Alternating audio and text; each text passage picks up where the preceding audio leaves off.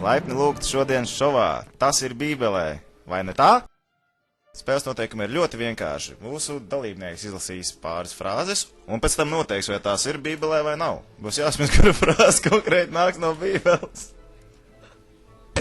Mūsu dalībnieks Žo. Vai frāze ar garu ir Bībelē? Džo saka jā. Pareizi. Nākamā frāze. Vai krāpties ar garu ir Bībelē? Džo saka jā.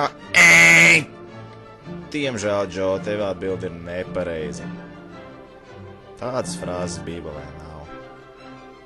Tas ir viena pareiza un viena nepareiza atbilde.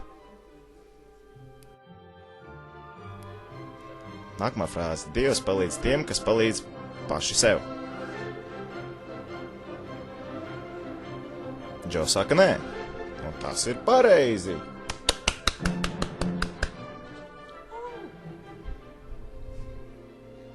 Labi, Džo. Tagad nākamā frāze. Dievs trīs personās.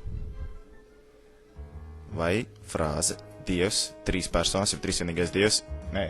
Dievs trīs personās. Es sajaucu, sasodīts! Repeat. Dievs trīs personās.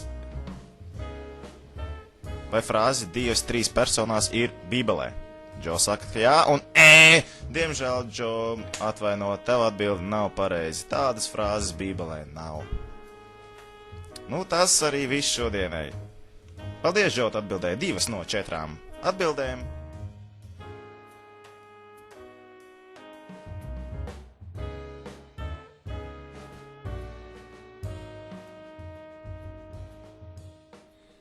Ar garu.